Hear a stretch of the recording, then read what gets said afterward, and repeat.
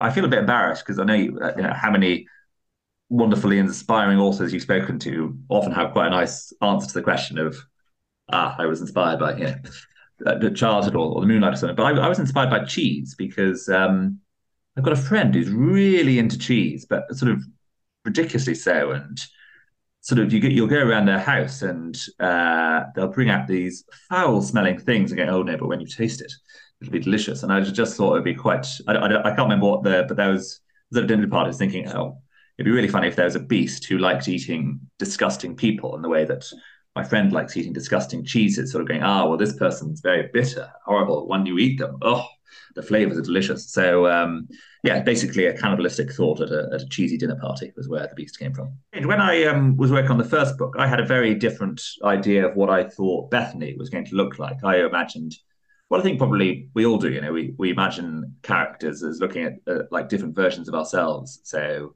the main character is this butler figure, Ebenezer. So he's very much like me. He wears city suits. He likes having bubble baths that go on for a few hours. The Beast, I imagined me just in pure hanger mode. And Bethany, who's the main hero of the story, I imagined her basically as me in pigtails with possibly ripped down jeans or something.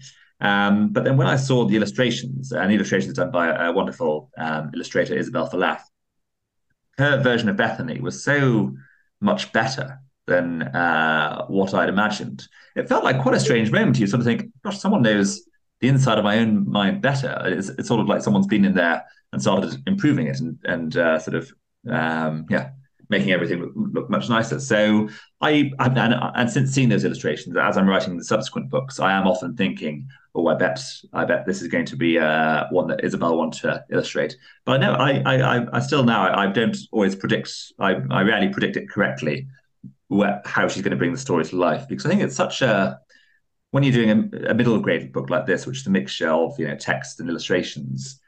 And Isabel said this before, if I'm doing quite a long description scene, she doesn't necessarily want to illustrate that. She'd rather the illustrations add something new, give context to a scene that might be a bit light on that. So even though as I'm writing, I am thinking visually and thinking what's Isabel going to come up with now, I'm so spectacularly wrong most of the time that it's almost a wasted exercise. So yeah, I had the idea of the Beast being the cheese loving, disgusting human eater for a while, and then it was one of those sort of recurring thoughts that just every couple of months the Beast would come into my head, and I thought, well, the Beast I imagine is going to be quite a lazy creature, and will probably want someone to bring its meals to it in its attic. And then that's when I hit upon the idea of Ebenezer, because I was thinking, well, who would bring a beast, creatures, and maybe even human beings to eat? It would have to be someone who's getting a lot from the deal. Probably, immortality seems like a good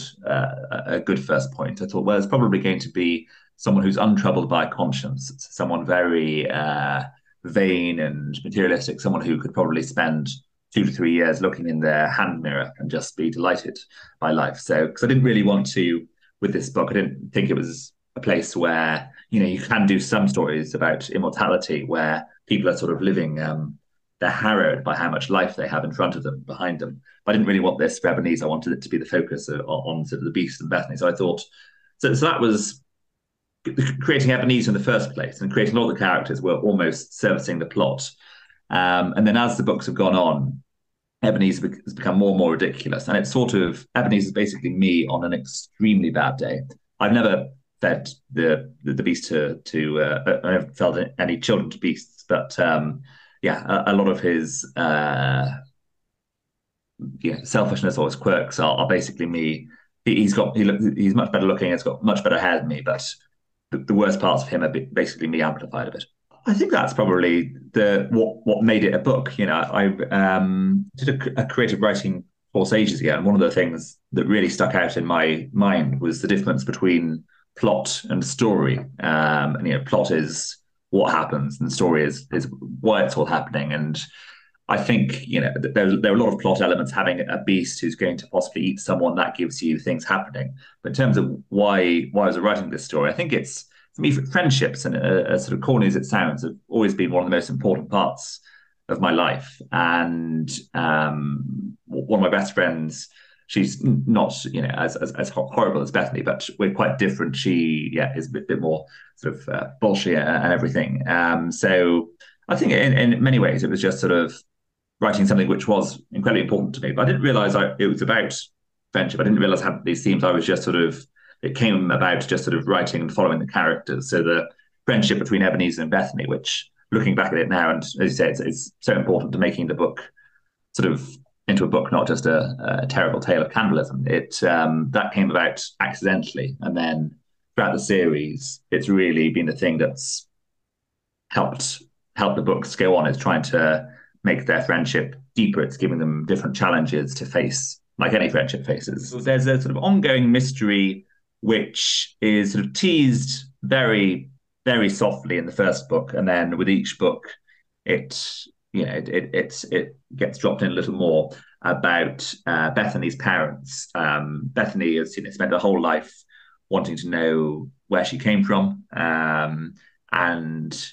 in the fourth book, Child of the Beast, she finds out in the worst way possible, and there's a new villain who's the Child of the Beast who crawls out and basically orchestrates her to find out in the worst way possible. And then the revelation at the end of that, sort of her origins, now that she knows them, sets up the finale, I hope, for the fifth book. And it's one that it's the sort of end of the series. I've had the scene in my mind for pretty much since I've drafted the first book. So hopefully it pays off. But yeah, it is